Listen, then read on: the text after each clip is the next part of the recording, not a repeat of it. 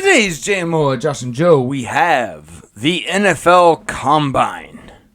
NFL Combine was excited. That's all I want. I want to be excited by the NFL Combine. I want to get hyped up for the draft. That's it. Yeah, that's what the NFL Combine is for, right? We have some records being broken. We see all the freak fucking athletes. I love it, dude. I don't know. The more we evolve, the more freakishly athletic we become. Yep. Lightning McQueen made an appearance. We got some fast speed. We got real speed. Speed. I am speed, yes. Then we get on to some NFL talk. We do a little bit Mike Evans staying with the Bucks. We get a little bit of Jason Kelsey retiring. That was sad. Very sad.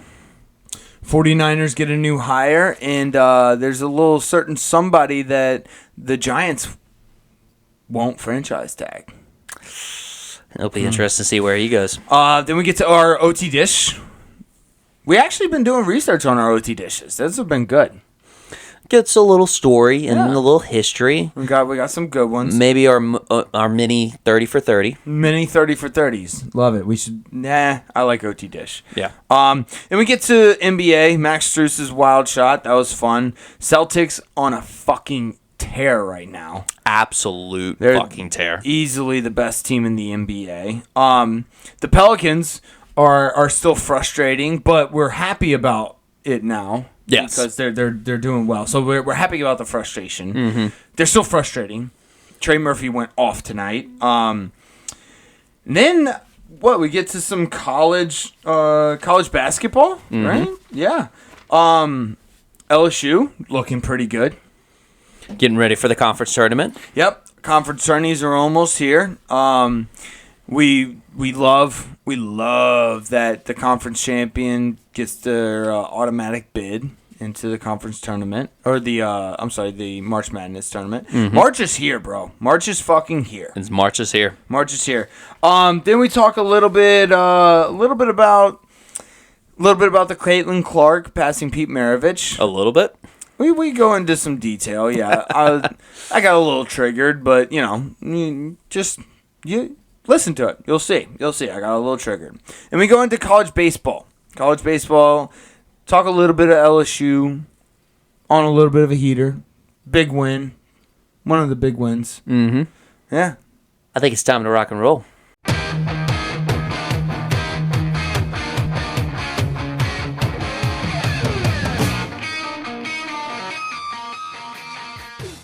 Welcome to JMO, Josh and Joe. It is Tuesday, March 5th. And Joe, we got a nice dose of the Combine.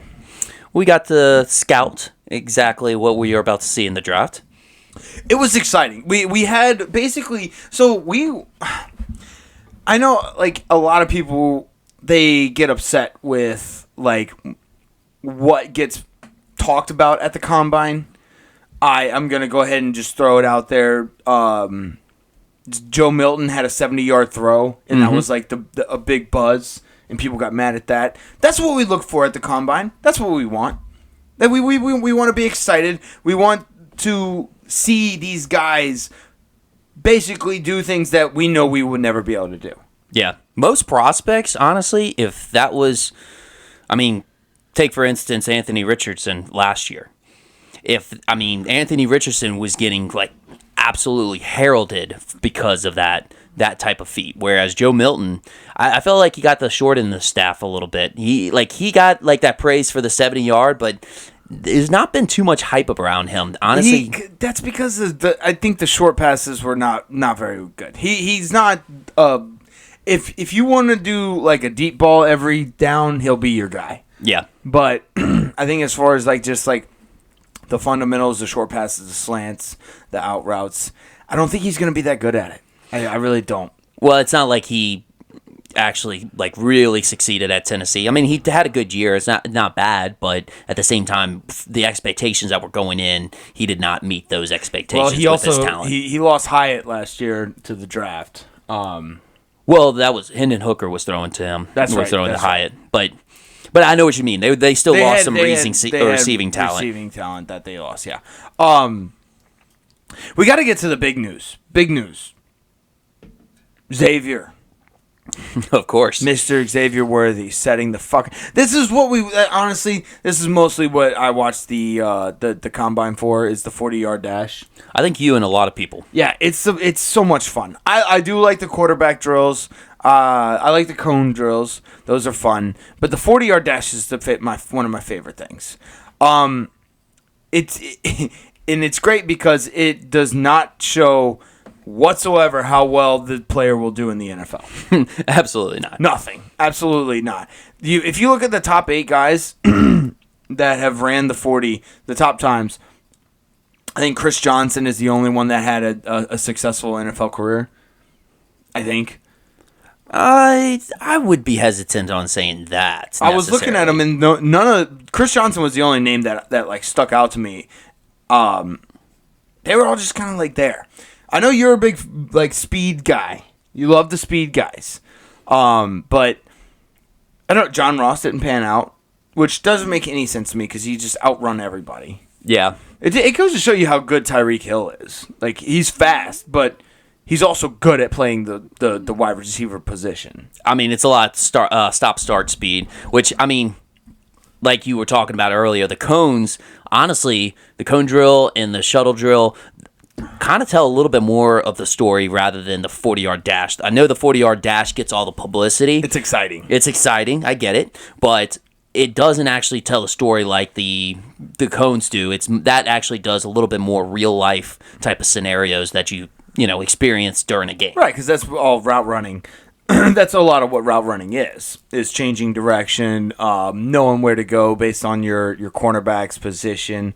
But no, okay. So like, let's talk about the 40-yard dash Xavier Worthy because we have to spend some time on it. It's 4.21. That's insane. You can like if you're watching Xavier Worthy run that 40-yard dash, you can very clearly tell he is like even though it's a couple like it's a tenth of a second off, you can see how much faster he is. Oh yeah, visibly see how much faster he is than everyone else. Oh yeah. The best part is he ran a 4.25 the first time he ran, and that would have been good enough to beat everybody in the field. Yep.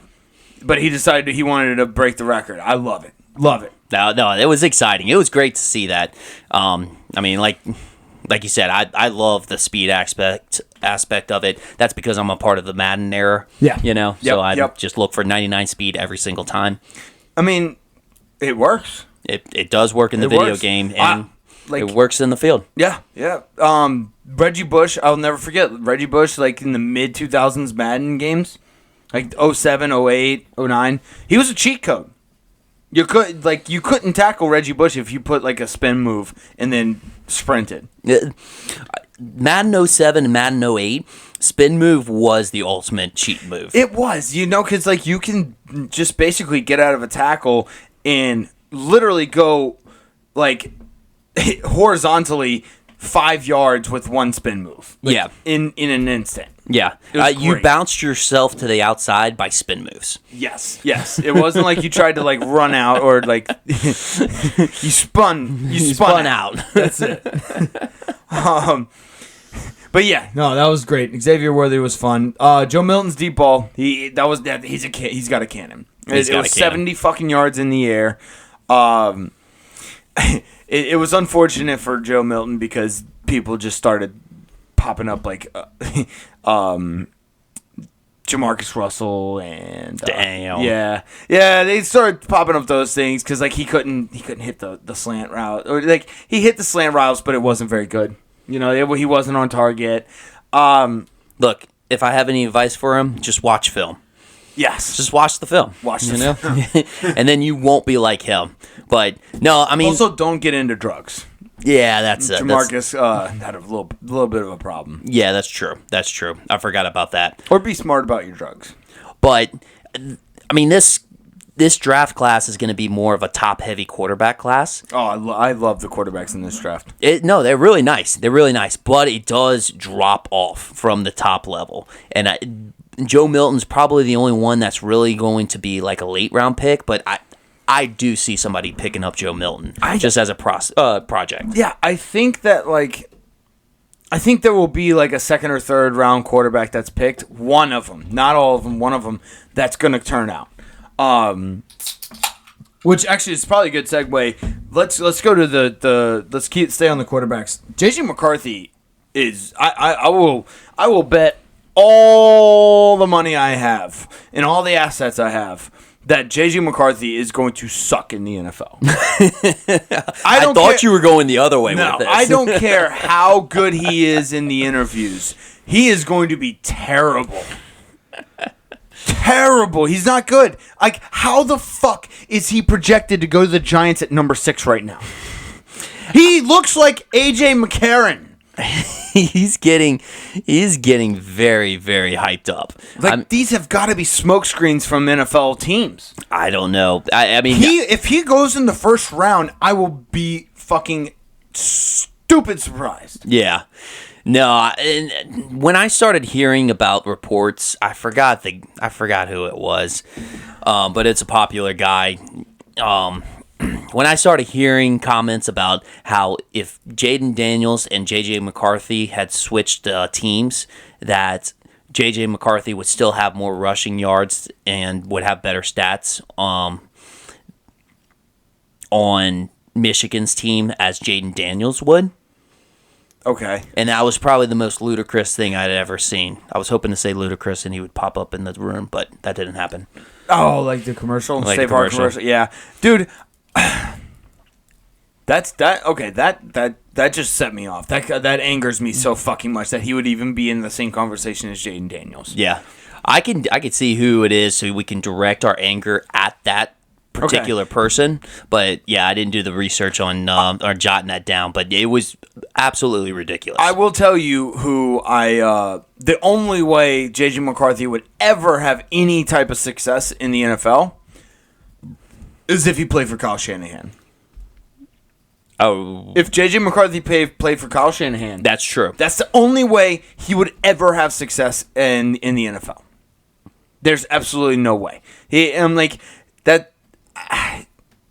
Him and I'll say this: Bo Nix. Bo Nix is going to suck in the NFL. Bo Nix is going to be terrible. We have seen peak Bo Nix in college, and he's still not that good. Bo Nix has reached his ceiling, and he's been with different programs in different conferences. He was with Auburn. He was with Oregon. He was good, but we've seen what we're gonna get from Bo Nix. Who was it? Mike Tannenbaum? Yep. Oh my God. If JJ McCarthy's played at LSU, it would look closer to Jaden Daniels. Okay, so I think that some of these guys, they do what we do. Okay, so these guys, they kind of like take notes beforehand. They have some of these things planned out. They have some takes that they like to fire off. But I also think some of them, they just kind of like, they go out on a limb and they just say it off the top of their head. Mm-hmm. And I'm gonna give the benefit of the doubt to Mike Tannenbaum here. I think he just kind of came up with that off the top of his head. Yeah. And didn't really think about it before he said it. But if he did, if that was on his notes, fuck you, Tannenbaum. I hate you now. Yeah, no, it was highly criticized, as you can see with that article that I pulled up, but it was terrible. Yeah, not good. Let's see. JJ McCarthy, Bo Nix, both not going to be good. Penix Jr. I hate to say it, but like I agree with you. It's very top. The quarterbacks I'm excited about, but they're very top heavy. It's top heavy. I think the top 3 quarterbacks, Drake May, Jaden Daniels, and Caleb Williams, they're going to be really good. Other than them, I don't think any other quarterback should be drafted in the first round. Maybe the possibility of Penix Jr. going late in the first round. Penix Jr. actually looked very good during his drills. But I think it's the same with Bo Nix. I think we've seen Penix Jr.'s ceiling.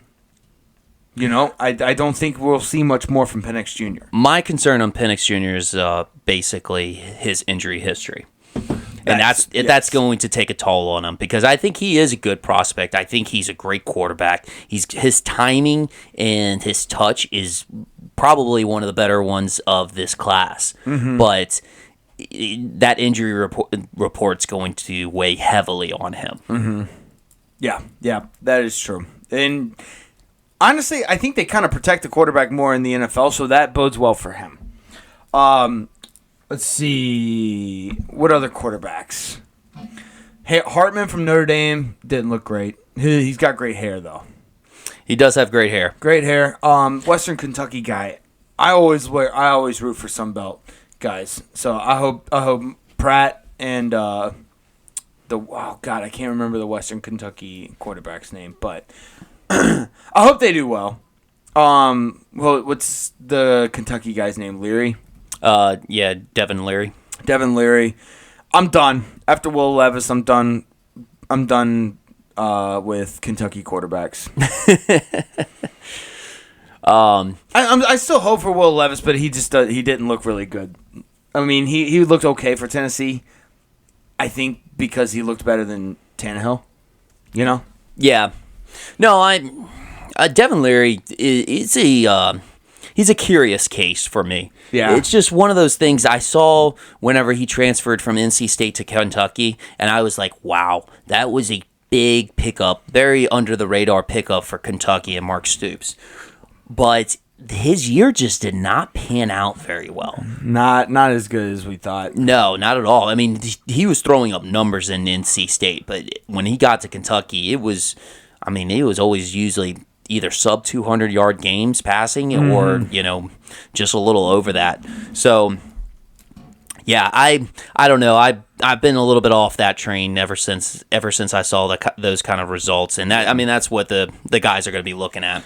Yeah. Let's kind of shift gears.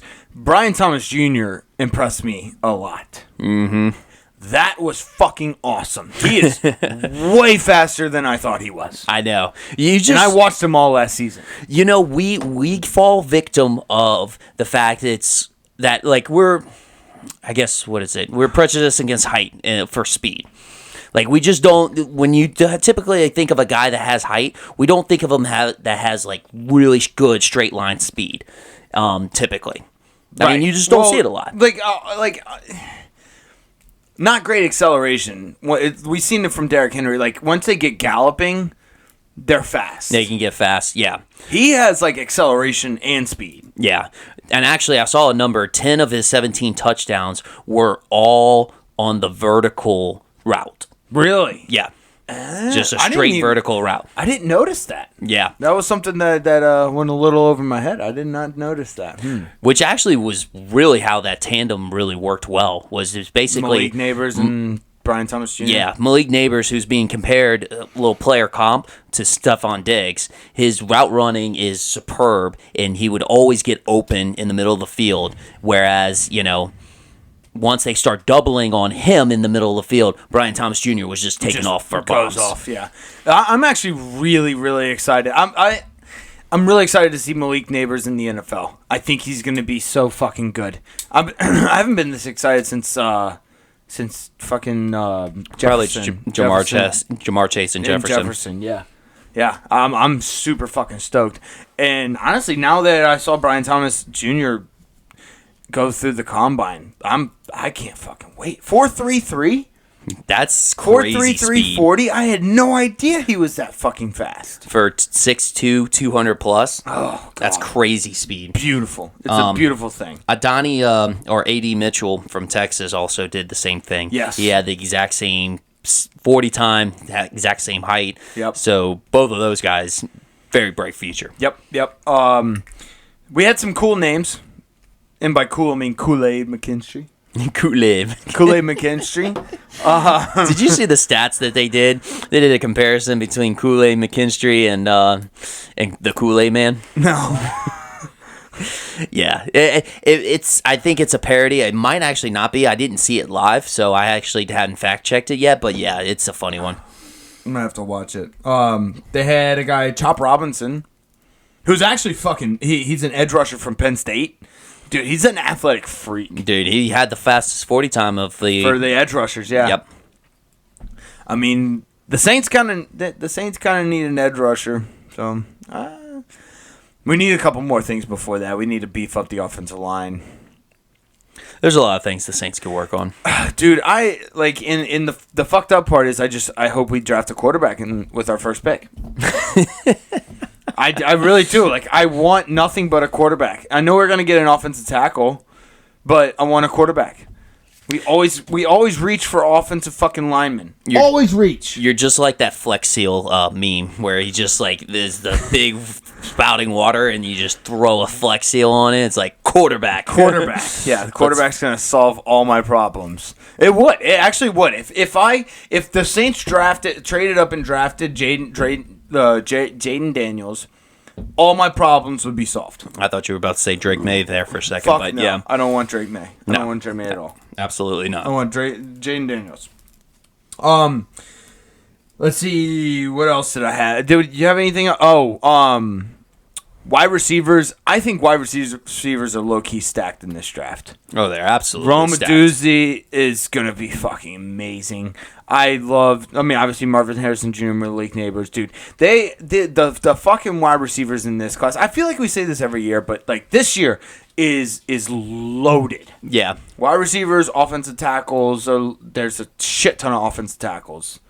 Yeah, the offensive tackles, which you don't see offensive tackles a lot. You see a lot of offensive linemen, like our guards and centers, but you don't see true offensive tackles. I take that back. No, you'll see like one or two in the top 10. Yeah. Top 10 or top 5 offensive tackles because those positions are so like they're the hardest position on the offensive line. And they're the most valuable for sure. Most prestiged. They get the biggest contracts of the offensive line. But yeah, there's a lot of offensive tackles. Yeah, I kind of liked it. I liked there was the excitement. The records were there were a couple of records broken.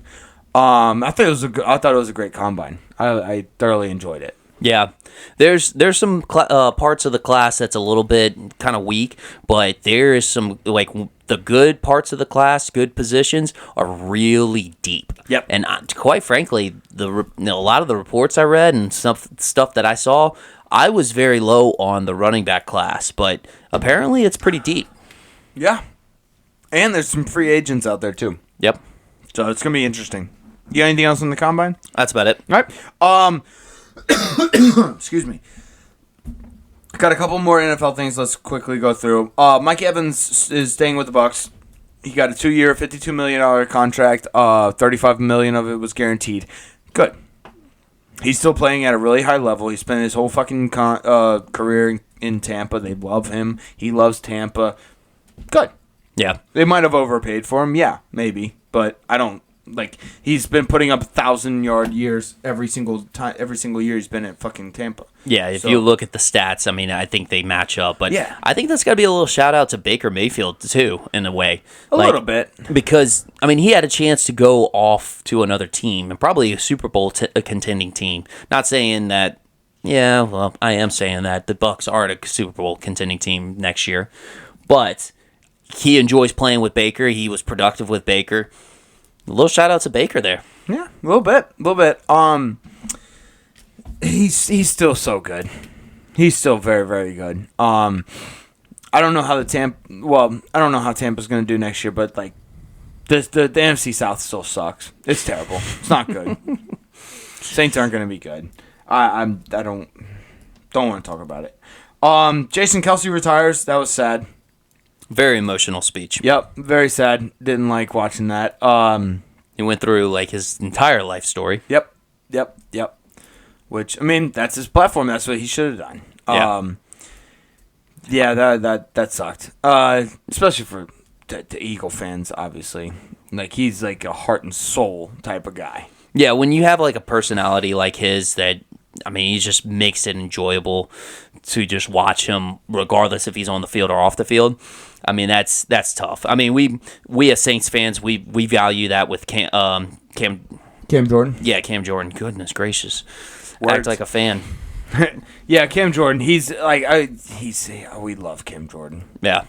But yeah, when you have that type of personality, it's hard to lose that for a teammate or for a fan. But I like on his speech how he said Nick Foles had the biggest dick on the team. Nice. Gave a little shout out to Nick Foles. Yep. I didn't realize he was a walk-on at Cincinnati as a linebacker. I didn't know that either. Yeah. Was a walk-on at Cincinnati as a linebacker. Was coached under Mark D'Antonio, Brian Kelly at Cincinnati. No shit. Yep. And then also Andy Reid and Chip Kelly at the Eagles. At the Eagles, yeah. Yeah, he said that in his speech. Huh. He's had some fucking great coaches. Yeah. Nice. Yeah, so he's gone. He was a very, very good center. I like to remind people I partied with him back in the day. Oh, yeah. Yeah, him and Travis Kelce. It was actually Travis Kelce's I think the week after Travis Kelce the week after Travis Kelce got drafted, he was in Pittsburgh, and I knew one of my buddies up there, and he had gone to Cincinnati with the Kelces, and they were in VIP at this one club, and he was like, "Yeah, dude, y'all come up," and we were just pouring vodka down Jason Kelce's mouth. I'll never fucking forget it. It was one of the best nights of my life. One of the best nights. They have no idea probably who I am, but I don't care. I still have that memory. I still have a picture with Travis Kelce. So, do you really? Yeah, I got proof. No shit. I have a picture with Travis Kelce. But anyways. But, hey, also on that point, Travis Kelce, drafted by which coach in the NFL? He was drafted by the Kansas City Chiefs. It's pretty easy. Wait, no, who was the Chiefs coach before Andy Reid? Oh, it was Andy Reid? Yep. Oh, okay. So nice. You drafted both Jason Kelce and Travis Kelce. I didn't know Andy Reid was there when he got drafted. Yeah, I think it was like really early on in his career. Yeah. But yeah, he drafted both the Kelces. Nice. Okay. Dope. This guy's got an eye for talent. All right, let's see. 49ers hired Brandon Staley as assistant head coach. Why is this a trend now? I'm seeing more and more assistant head coaches. Like, can they not do their job? Or is it just, are they getting coffee? Are they just simply getting coffee for the head coach? Well, I want to be an assistant head coach. I can get coffee. Yeah. You want a bagel? Extra cream? I don't care. Or because a lot cheese. of times we are seeing failed head coaches go and get this job, right? Like Yeah. Brandon Staley just got fired from the Chargers, and he's going on to San Fran. So what if it's spin zone here? What if it's Kyle Shanahan being like, "Hey, you're going to be my assistant coach," and then Brandon Staley gives him advice on what to do, and then Kyle Shanahan does the opposite. That's the opposite. So it's basically like how all of our friends do with my gambling. Yes, exactly. Yes. Gotcha. Okay. Yeah. Sure. But no, because like Eric Bieniemy is the assistant head coach at UCLA now. Yeah, I know. Like there's a few other ones. I can't think of them right now. But why is that a thing? Why does the head coach all of a sudden need assistants? I think it's more doing them a favor. If I'm being serious, I think it's doing them a favor. Like, hey, come join my staff for a little bit, get yourself back on the feet, and then you can be on your way. A little friend type of thing. Like, yeah, a bro code. Whatever, dude. Let's see. The New York Giants won't tag Saquon Barkley. He's gonna be a free agent. Where the fuck is he gonna go? There'll be a lot of suitors for him, for sure. I guess he could still kind of go back to the Giants if they work something out, but dude, I don't know where he would end up. Baltimore's going to be looking for a running back for sure. Baltimore, maybe. Because they still need to be a heavy run offense. Run heavy. Seattle, dude, I don't know what Seattle... Yeah, no, never mind. Seattle doesn't need one. Chargers would be a good place. Yeah, because they're getting rid of Austin Eckler, and that's kind of like... They need somebody like Saquon Barkley to just like fucking pound the fucking D-line. Well, think about it. John Harbaugh's teams are signature for being a run-first offense. I mean, we've seen it at Michigan. We've seen it at Stanford. We even seen it at Jim Harbaugh. Jim Harbaugh. Yes, sorry.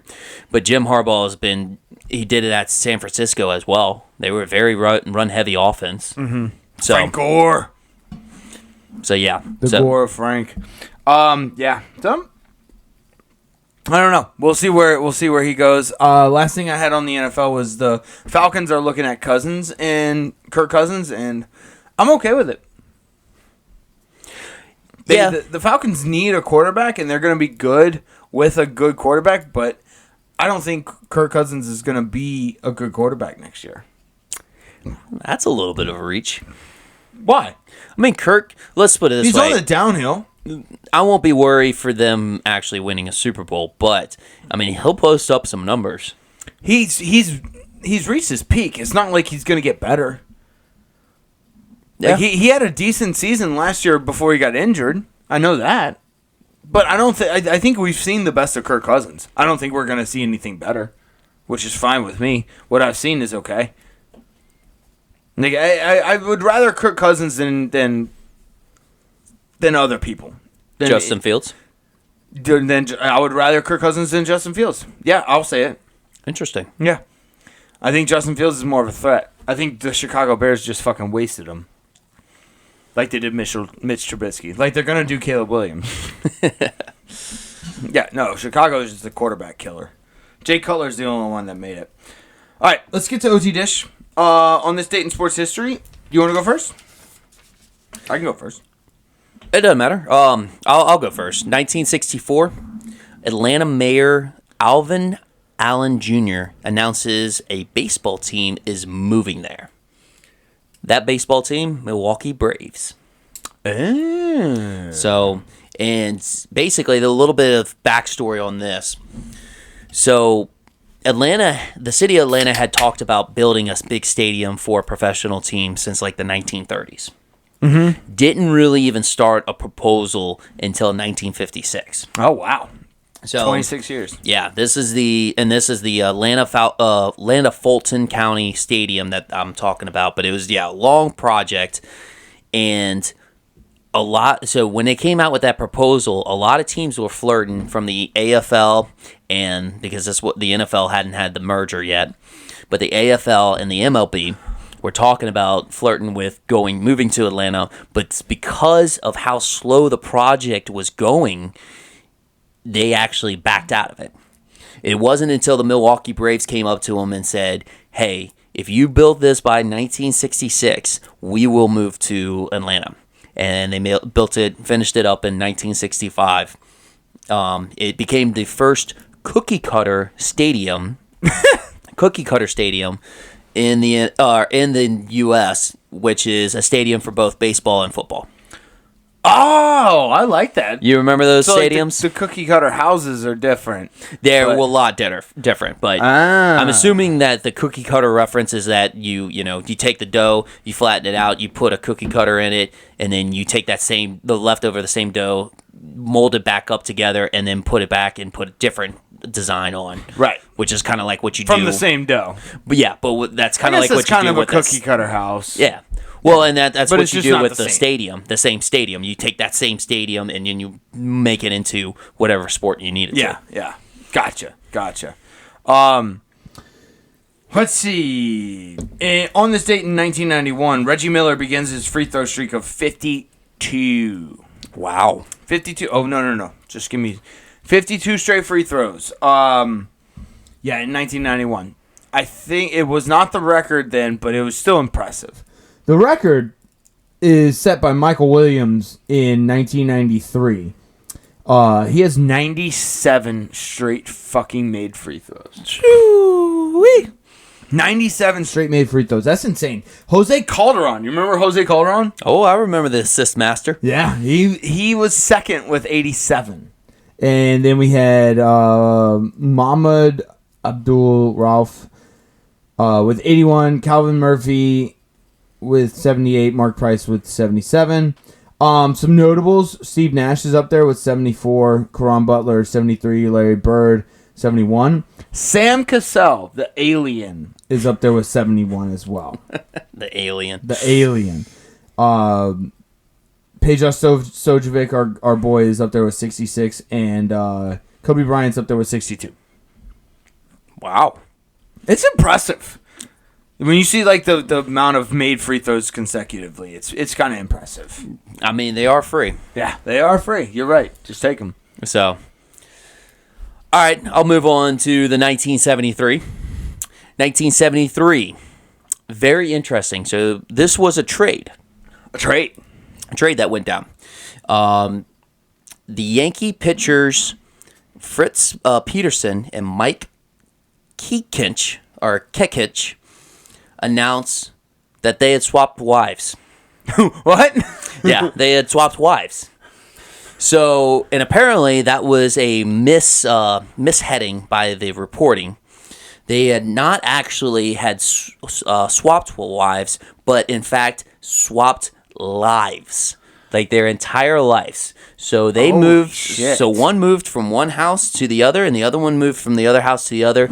And they had kids involved. One had 2 girls, the other one had 2 boys. They even had to swap the dogs, the houses, everything. So that's not a wife swap. That's a life swap. Yeah, that's why they were like, no, it's not a wife swap. It's a life swap. It's like, no, it's still weird as shit. That's like, well, yeah. That's fucking why. Yeah, it was crazy. So, if you want to know, Fritz Peterson, he ended up winning the trade. How so? Well, he is still with his wife today. How is that winning? Well, the other one, Mike in Maryland, end up getting divorced. Okay, see, I think Mike won. Oh, you think Mike won? Yeah. Okay. Single life is best life. Okay, I see what you're going with, but I'm just saying if you're trying to grade the trade, like one stayed with one and one didn't. I think the one that didn't felt like he got gypped out a little bit, and well, which one was hotter? That's what I'm saying. I'm thinking the one that stayed. Not Fritz always, Peterson, because the hot girls are sometimes crazy. I mean, that's an excellent point there. I mean, just from my experience, but I think whichever one was hotter, I think that's the one that won. Well, I'll have to check the pictures out. I'm a very simple kind of guy. Yeah. But it was the 70s, so I guess this was standard behavior for the 70s? But I wouldn't even call it. That's not even polygamy. What is that? That's not even swinging, right? I guess that's like the strict definition of swinging. That's what I would say. Like you only swing once and then you jump off. But fun fact, Matt Damon and Ben Affleck in 2011 tried to make a movie about this, but Mike Kekich actually ended up boycotting it and ended up was reluctant to give them information and everything and threatened to sue. Why? So yeah, he was very butthurt about the situation. Poor guy. Let's kill him and then we'll make it. And then we'll make the movie. Yeah. My next one is on this date in sports history in 1996. The Dallas Mavericks attempted 49 3-pointers for the 5th straight game. For the 5th straight game? So, the 1996 Dallas Mavericks were ahead of their time. Okay? Really? They were ahead of their time. They... Hang on. So, Dick Motta, their coach. Okay. He had to deal with so many injuries, which is basically what we deal with in the NBA nowadays, right? Yeah. We deal with so many injuries. Let's see. He had nearly the entire front court due to injury. Jamal Mashburn was done for the year after arthroscopic surgery. Popeye Jones.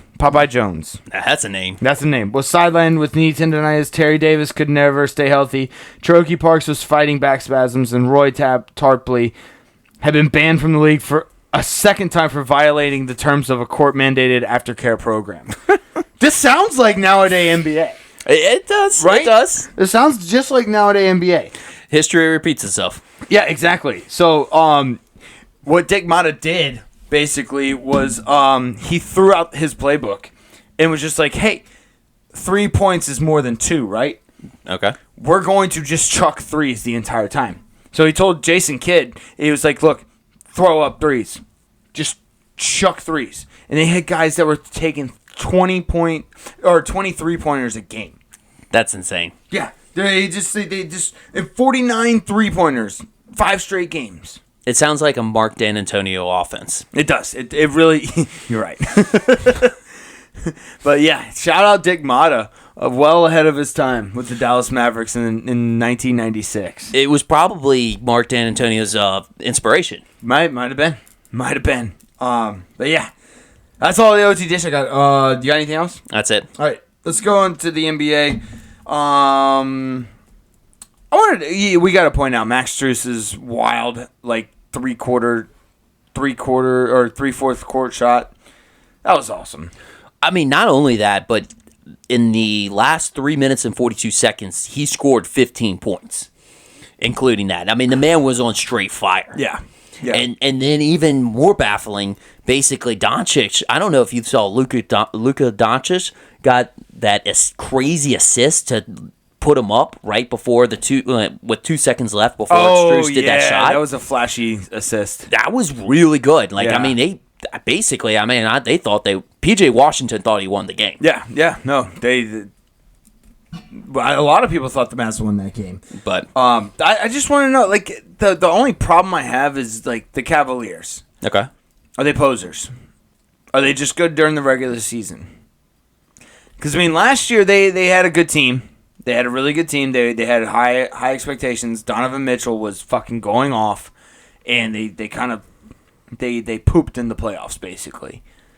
I really don't think they're going to get very far. I don't think they're going to get past the second round, unfortunately. Honestly, and this might be the fact that he just stays on the court quite a bit, I don't think there's been enough time for development that really for last year, because Donovan Mitchell actually was first-time year at Cavaliers last year. He was the first. That was his first year. That was the first year at the Cavaliers. So, and then they were together as a unit. They still performed really well, but at the same time, it was the first time as a unit that they had been to playoffs. So, I won't call them posers, because if I saw it maybe 2 or 3 years consistently, I'd be like, okay, yeah, that's posing a little bit. But it's definitely up to this NBA postseason to decide. Well, yeah, and they don't necessarily have to win. They just have to do well. Yes. I'd say with as weak as, I wouldn't say weak Eastern Conference, but it's not very strong. It's Boston Celtics and everyone else. I think they should probably make it to the Eastern Conference Finals or something close to that. Depending on what seed they get. Right. If they play Miami in the first round, they're done.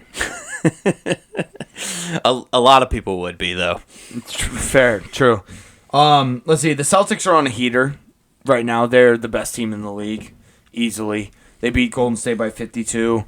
That game was insane. They've had multiple wins by 50 points or plus. Three. Yeah. It's a record. The record for Boston. Yeah, it's insane. Jason Tatum's playing well. Jaylen Brown is actually scoring with his left hand outside of the All-Star game. Wow. Yeah, he made a shot against Golden State with his left hand.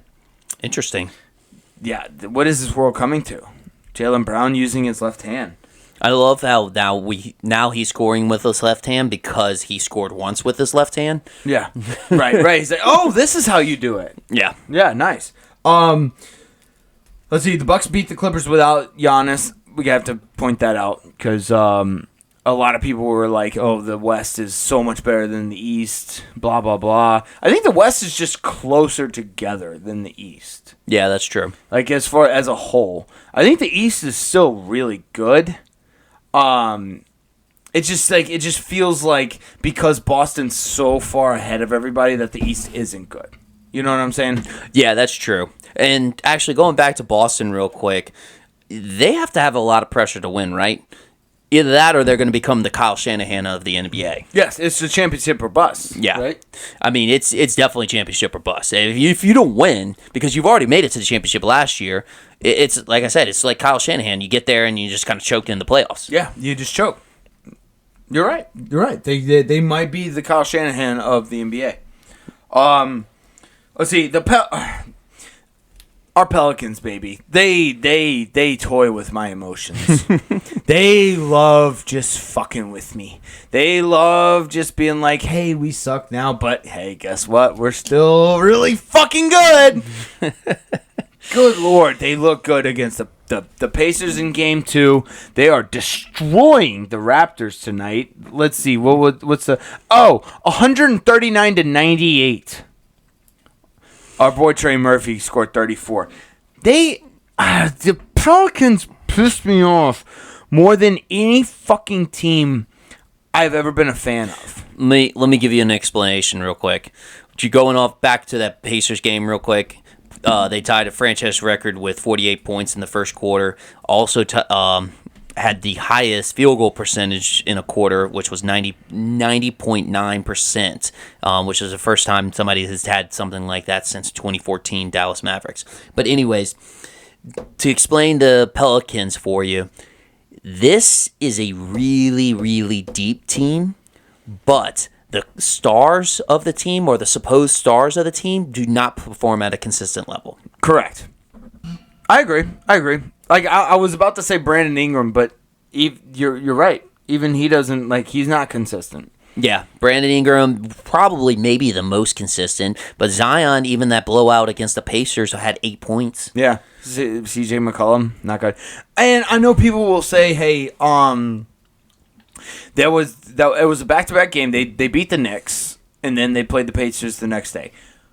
The Knicks, first of all, was playing a G League team. Did you see Mitchell Robinson, Julius Randle, Anunoby, Brunson, Hartenstein? They were all out. Mm-hmm. They were all out for the Knicks. They were basically playing a G League team. And then they get up the next day and they play the Pacers. Tough shit. You're a fucking NBA player. You can play 2 games in a row, or 2 days in a row. You've done that. You played 2 days in a row. I get excited playing 2 days in a row. Yeah, you want to play more days in a row. Like, fuck off, okay? You're an NBA player. You get paid millions.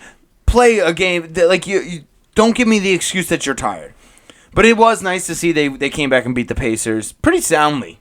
Yeah. And then they beat the Raptors tonight very, very soundly. Like, they just toy with my emotions, and I don't fucking like it. Like, I'm really excited now, but, like, I don't want to be excited. Like, I don't know what I'm supposed to root for. Am I supposed to root for an NBA Finals, or am I supposed to just root for, oh, hey, playoffs again? Yeah, I don't know. I hate it. You got anything else in the NBA? That's about it. All right, let's get some college basketball real quick. LSU won a nail biter against Georgia. That was fun. That was about a week ago today. We soundly beat Vandy, which is what we should have done.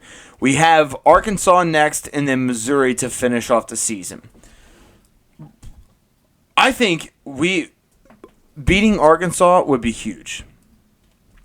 I think if we finish off the season beating these two teams, we have a really good chance going into the NCAA or the conference tournament, because we have shown that we can beat the good teams in the SEC. Depending on who we play in our seeds, if we could meet, this is hypothetical, if we could meet Tennessee in the conference championship game, I think all bets are off, and it's just basically who plays better that day. That's what I'm envisioning. That's what I'm trying to manifest into the world. Because we beat Kentucky, we beat South Carolina, we've done all that. Okay, yes, sure, we slipped up against Mississippi State. Fuck them. We can beat anyone in this conference. Except for maybe Tennessee. But that's what I'm saying. If we get it in a championship atmosphere, I think we can do it. Yeah. No, it's been going good lately. I mean, won 4 of the last 5. Mac McMahon, big toughness guy. Love it. Big toughness guy. He preaches it all the time. He exudes it.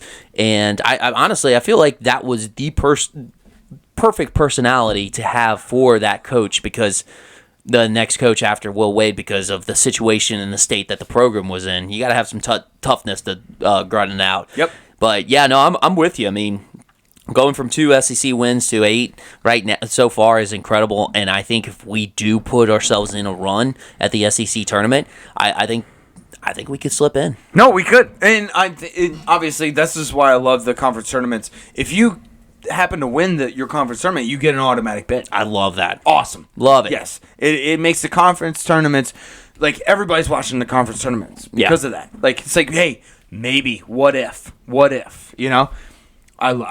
Dude, I'm so excited.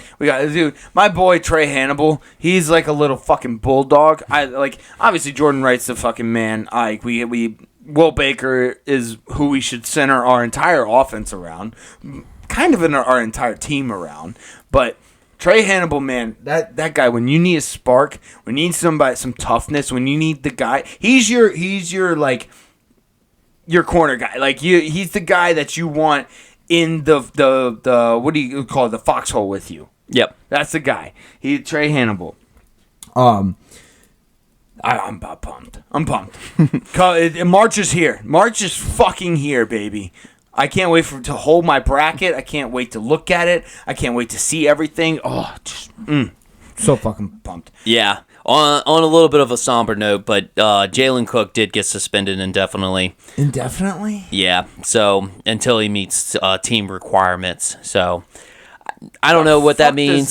The fuck does that mean? It's more of just kind of keeping it disclosed internally. But you know what? I thought what's up? I'm glad that it's keeping it disclosed internally. I'm good. I'm glad with that. I'm okay. Well, with that. yeah, it protects the kids. Yeah. But yeah, no, I was kind of thinking it was more just kind of grades, whatever, because he did have that. He did have. It wasn't the NCAA didn't allow him to do it. That was because of a transfer rule, which I don't understand. But yeah, this. I was thinking it was more of just kind of grades because, that typically happens with school. Mm-hmm. But a lot of the comments that I saw was maybe mental health issues, which I think was a little bit of fake news. But that was also... Yeah, but that's good. I like, if it's going to be fake news, you go mental health because nobody's going to question it. Yeah. So, but it was like mental health because of the suspension from the NBA. I don't know. I don't know. It was a lot of commenters on Instagram posts, so that's why. Take it for what it is. Oh yeah, no, that's why I love the internet. It's great. It's free form, dude. I think my picks are gonna be Houston and Tennessee. Those are my championship guys right now. Obviously, it depends on how the brackets work out, but I'm huge on Houston and. I love Tennessee. I think it's going to be Rick Barnes' year. I don't think he's going to win. I think Houston's going to win. But my sleepers, like we said last week, Creighton. Yep. And I like Illinois. Okay. I like Illinois. Interesting. I hope you connect on those picks. Thank you. That's a Tennessee reference. Nice. All right, last little tidbit I have on college basketball. Caitlin Clark passes Pete Maravich for most points in college. Why are we comparing Caitlin Clark to Pete Maravich? Can you please tell me? Why? Why the fuck are we comparing her? This is the only time that we have compared girls' stats to guy stats. Why did you wait until Caitlin Clark passed up Pete Maravich to compare guy stats and girl stats? This is actually it's kind of it's I don't know. I think it's against women. Like it's a little I don't know. It's women hate. If you're only gonna compare it when they beat, I think you need to compare it all across the board. Okay, listen. First of all, Pistol Pete did it in 3 years. Caitlin Clark's a senior at Iowa. Yep. Second, Pistol Pete didn't have a fucking 3-point line. Caitlin Clark loves the 3-point line. She shoots a lot of threes. Also, the competition, I'll go ahead and say it, the competition in men's basketball is substantial, even in the 1950s and 60s, substantially higher than the competition in the women's basketball. I'm not saying that I would go out and be able to beat some of these women, but people like Pistol Pete absolutely would. 100% would. The fact that you're comparing these two is ludicrous. I think the girls should have their sports, and they should compare their own stats, and the guys should have their own. It's not the same. Then let the players play together. I think the men and women should play together, honestly. I think they should have equal chance to play for the men's team as the men should have equal chance to play for the women's team. I really do. And what? I was going to say, both fluid on fluid sides? Yeah, both. Fuck it. Leave it open. Because women are able to play on the men's team. Right. But we don't see anybody trying to, like, there's nobody working out with them. They don't see any, like, no coaches are going to go, they're not recruiting the women. Why not? No, I didn't say it. Okay, all right. I know exactly what you're talking about. I'm just saying, stop comparing men's and women's sports. That's it. Just keep it separate, okay? We've been doing it for fucking years, and there's a reason. I am glad that people are talking about Pistol Pete, though. I know. It's about, he revolutionized the fucking game. No, he really did. It's awesome. It is fucking amazing. He basically brought flair and flash to the game. He made everything. And the baggy socks, it was awesome. Pistol Pete was great. He had the look to go along with it. No, it's great. Just a couple of tidbits on my end. I will say it is outstanding, regardless if it's men or women's, that the accomplishment that she did. So I will applaud her on that. But I do agree with you. Like, I don't really appreciate the comparison that it's like equivalent, because the competition's a way different. And there's no 3-point line. Well, and what I was going to say is, actually, there has been some studies that have been done with Pistol Pete in his shot making if he actually had a 3-point line. Okay. And so he actually averaged about 44 points a game without the 3-point line. He would have averaged 57 points per game with a free throw line, with the shots that he took during with a 3-point line. Yeah. Okay, but here's the thing: his decision making on those shots would have been different if said 3-point line had been there. Oh yeah, I guarantee you, he would have taken a step back on a lot of those 2-pointers that he had to get past the 3-point line so he can make a 3-pointer. Yeah, no, I agree with you on that, but just think about it. That is at least a 13 point per game difference that would have been added on to his career score. It would have made much a big difference, and like you said, he might even taken more if that was the case. Yeah. Just to put it into perspective, let's be real. It really irked me whenever they compared Caitlin Clark to Pete Maravich. Oh, they knew what they were doing. It really pissed me off. Oh yeah, they got under my skin. They got under my skin. Exactly what they were doing. It was almost kind of disrespectful. Like I did not like it at all. But yeah, okay. I congratulations, Caitlin Clark. You scored a lot of points. Good job. It's a great accomplishment. I will say, what she did in her own right is a great accomplishment. Let's just have that. We'll say that. Stop comparing it to Pete. Fair enough. All right. Anyways, let's get to college baseball real quick. Tigers are rolling. They kind of remind me of last year. Luke Holman. Luke Holman's a fucking stud. He's an animal. Fucking stud. 5.2 innings pitched, 3 hits, 0 earned runs, 12 strikeouts against Texas. Yeah. Against Texas.